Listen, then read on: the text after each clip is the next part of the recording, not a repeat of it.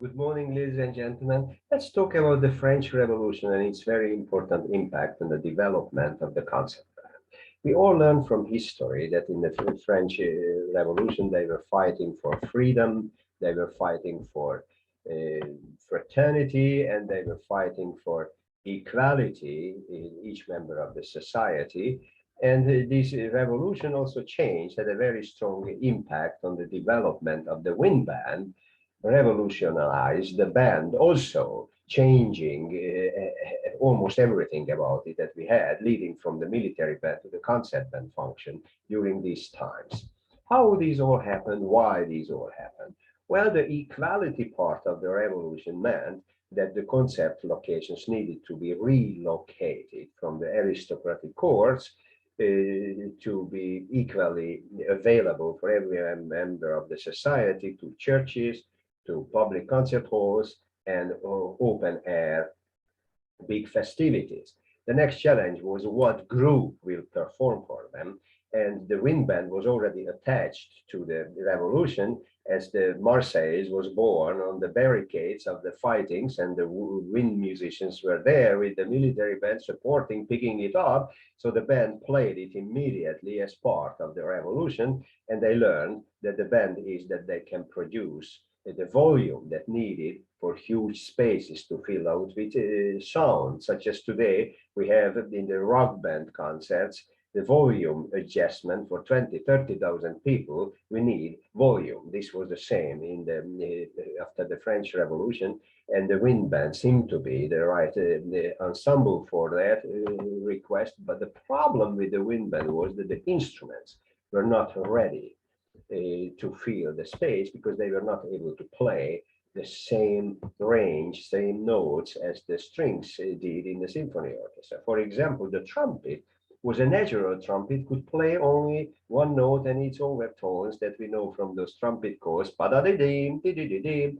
and the horns too. So when a symphony was written in G major, there was a G trumpet and the G horn applied, which means they were tuned for that one note, and they couldn't play more. They could replace the length of the pipe, but it was not applicable for the wind band new function in the outdoor concerts. And there was a German composer, Mr. Wipprecht, who worked very hard to solve that problem, to make the brass instruments, especially the trumpet, equally playable, equally applicable for the outdoor concerts, like the strings were in the symphony orchestra. And the application of these rotating valves was the solution that changed the length of the pipe, so the trumpet could play the same chromatic scale, the same notes as the strings in the symphony orchestra. And with his friend, with Morris, also worked on the bass family part of the brass instruments, the tuba they invented.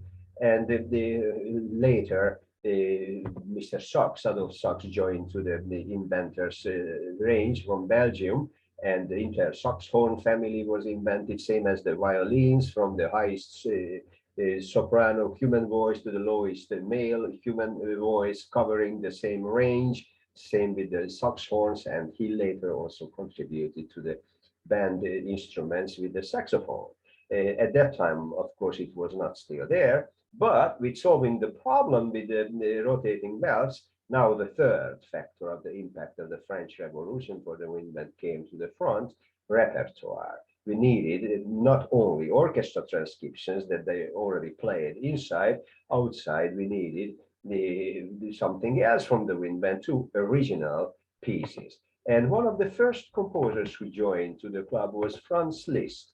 Franz Liszt was growing up in Paris.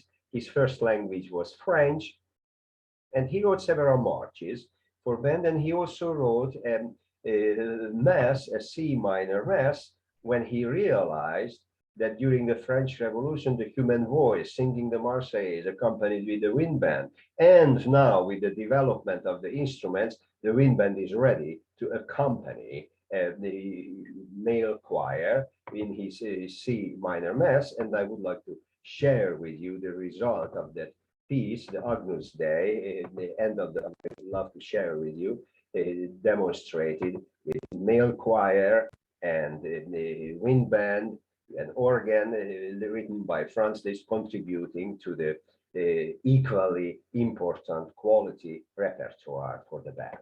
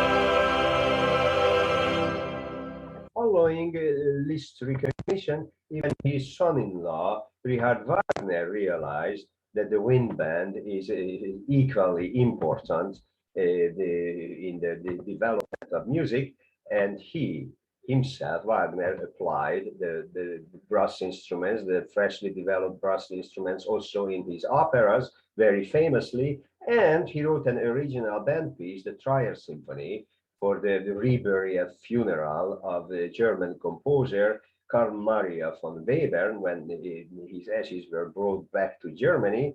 And in this, the Trier Symphony, Wagner applied the most famous, most popular melodies written by the composer Weber.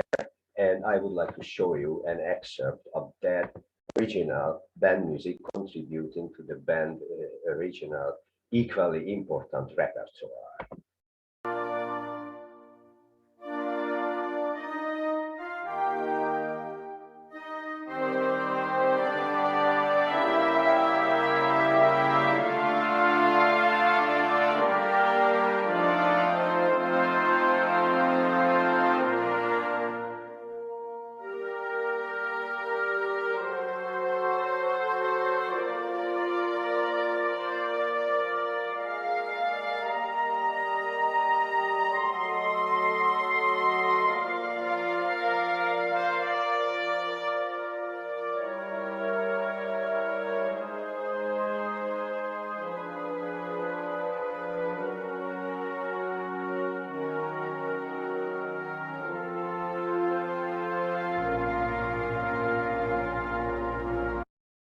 Well, he was not the only one from the leader composers who recognized the importance of the band, but also the French, the revolutionary composer, Hector Berlioz, realized that. And we all remember that Berlioz, the inventor of those wonderful new sounds representing the importance of the changes in the orchestral possibilities. So he was part of the revolution by applying the new instruments immediately to the symphony orchestra because they were fighting for the freedom, fraternity, equality. So we got the equal access to the concerts by removing the concert locations. We got the equally developed instruments in the wind band that could compete with the orchestra. And now we got the composers who were willing to write compositions that are equally important, preserving forever lasting human values for the next generations and forever, adding to the concert band repertoire to make sure that the equalization in every level will happen as the French Revolution requested. So when this anniversary was the French Revolution and the government they commissioned Hector Berlioz to write a piece for the occasion, he chose the medium, the wind band, for his Grand Symphony Funèbre et Triomphe in 1840, Opus 15. And at the very end, he applied, same as Liszt, the human voice to the wind band, representing the fightings in the battlefield during the French Revolution, and I would love to share with you the end of the piece, and you will hear a beautiful march. This is what that is one of the first.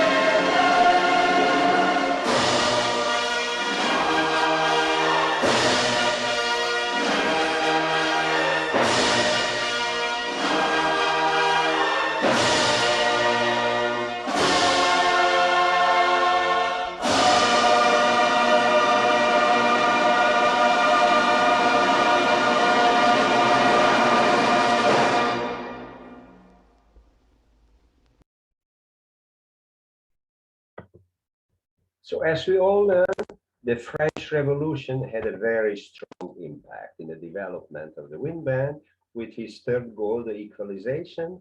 Let's equally access each people to concerts. Doesn't matter what level of the society you are in.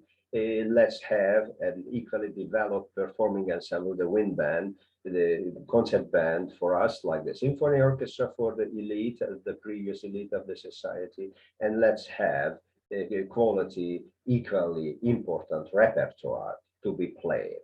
And this is the way how we got from the Stone Age to the Sao Paulo State Symphonic Band performing beautifully for us today.